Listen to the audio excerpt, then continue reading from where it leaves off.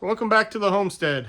Today we are going to be working on the Chevy Cheyenne again, the old farm truck, K1500 1990 four-wheel drive 4.3 liter V6. We had a video last week where we had to replace all the hood latch and the hood release cable and all that. So see, the hood's up. It was nice and easy, worked the first time.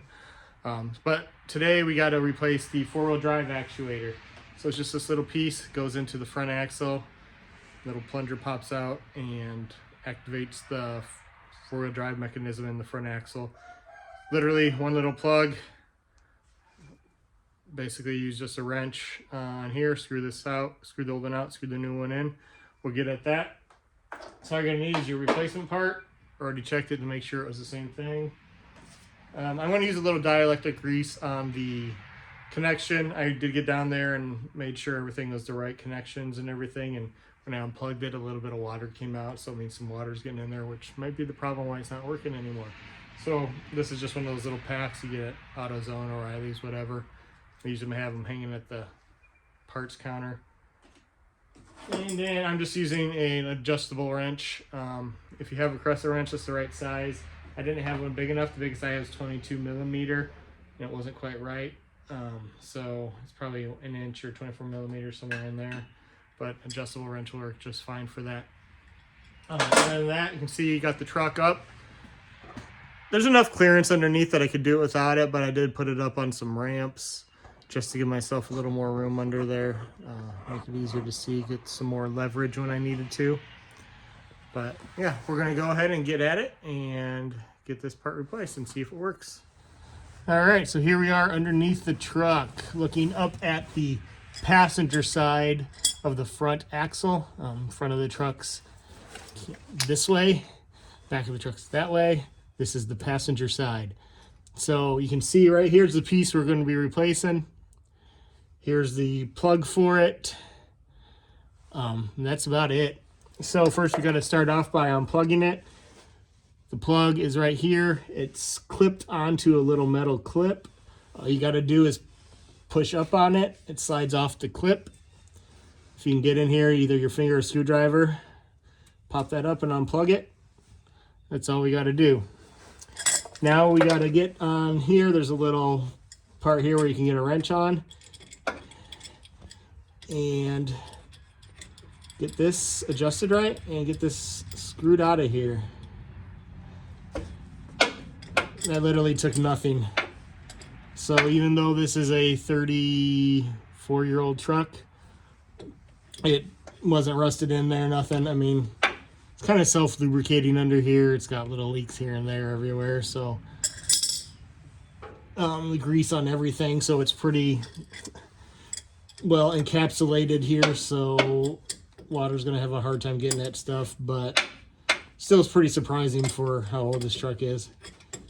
If you ever worked on old vehicles or any vehicles here in the Midwest, yeah, keep your face out from directly underneath the part you're undoing, or you get a face full of rust and dirt and grime.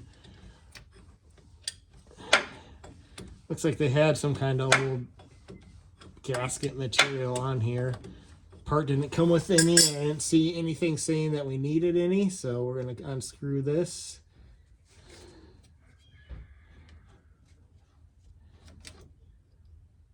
So they've revised the parts, so they're going to look a little different. You can see the old one and the new one. Slightly a little different design. The reason they redesigned them is because these were prone to failure, which, I mean, after 34 years it took for this one to fail. I'd say that's pretty good. So, gonna get up here. All right, so second thought, I am going to put some gasket sealer on here. I looked at another video. Some of these come with a little bit of a gasket right down in here. The original one did. This one does not. So just to be safe, I mean, it was easy enough to take it in and out of here to pop it back out and put some sealant on it. I just bought this. It's backwards on there, but Permatex Forma gasket sealant, the non-hardening stuff. They have, this was $5. They have stuff that is specifically for gear oil and stuff, but it was like $17 for a big tube of it. Like, I don't need that big of a tube. This says just apply a thin layer and then wait till it gets tacky and put it in. So I'm going to put on a little bit of a layer right down here on the base. I don't want it up here in the threads because I don't want it getting inside the case there on the axle. So we'll do that. Get this on there. And it's a little runny there, so we'll mix it up a little bit. Let that sit for a couple minutes, let it get a little bit tacky, and then we will go ahead and put that back in the truck. Clean this up a little bit.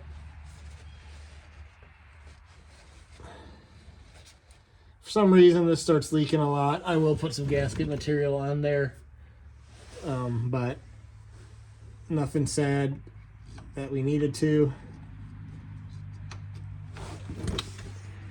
Get this new one in here and start screwing it in. Just watch your wires there so they don't get bound up.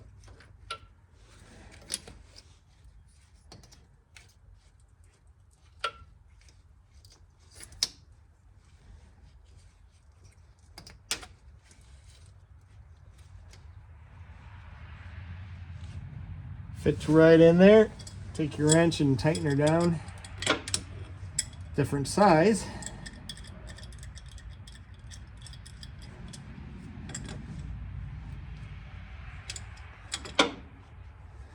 I'm going to crank on it pretty decent here because I don't want that leaking.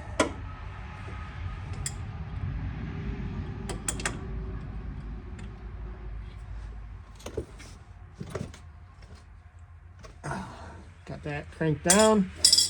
Like I said, I'm going to use a little of this dielectric grease. Just this little single-use packet. Tear where it says tear here. Squeeze a little bit out. You want to use dielectric grease just in case it gets on any of the contact points. The electrical connection will still work.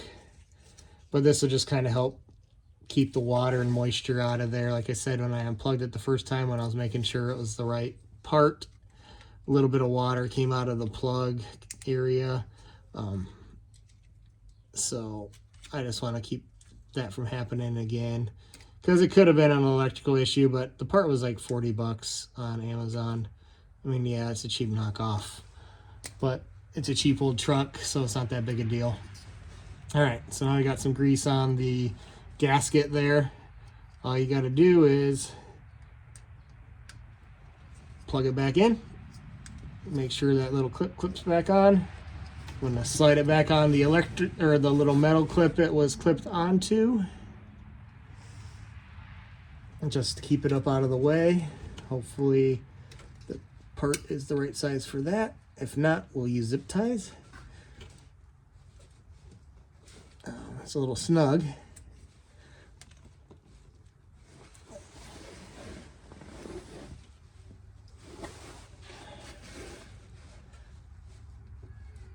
Yeah, it's not wanting to really slide right back on that metal clip very well.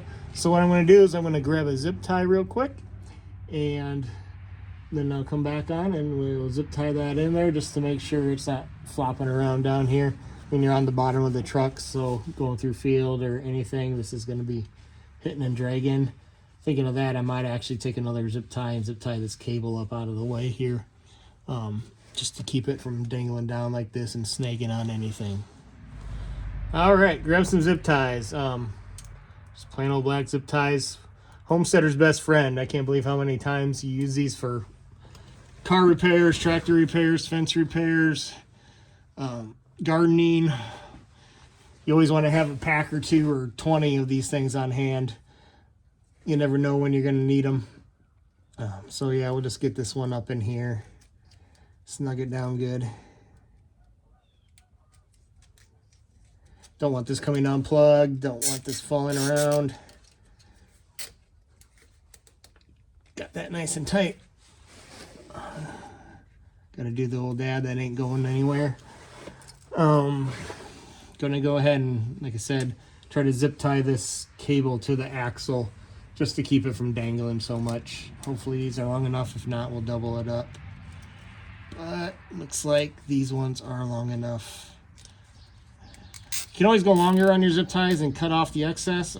So you're buying, don't buy the little short ones unless you're doing some kind of neat electrical work. If you want to have some on hand for just in case, the longer the better, because like I'm doing here, you just take some snips and cut off the ends. All right, everything is installed, everything's secured, and that was it. That was the repair. I mean, what did that take? Not even 5 minutes. So $40 in 5 minutes. You go to the mechanic. I mean, whether it takes them 5 minutes or a full hour, you get charged for that hour of labor. So you'd be paying for the $40 plus part, whatever they're charging, and then you'd be looking at whatever their $120, $150 an hour labor charge. So you just saved yourself probably a couple $100. I will drive this down, we'll take it out and see if it works, and I'll get back and let you know. All right, you can see the truck's in a different spot now. Took it out for a test drive, checked the 4-wheel drive, and it worked. So that's all I needed was that new actuator. Like I said, 5 minutes and $40-50, and you're back in 4-wheel drive. So as you can tell, looking at the driveway and the land and the mud and all that fun stuff, probably gonna need the 4-wheel drive. Might even need it just to get out of that spot. Last time it was soupy like this, I did. So hopefully I won't have to tear my driveway up too much, but that's the only place I can put the truck and keep it out of the way. So thanks for watching. Please like and subscribe. Helps out the channel, help us build this, and follow us on our homestead journey. Thank you.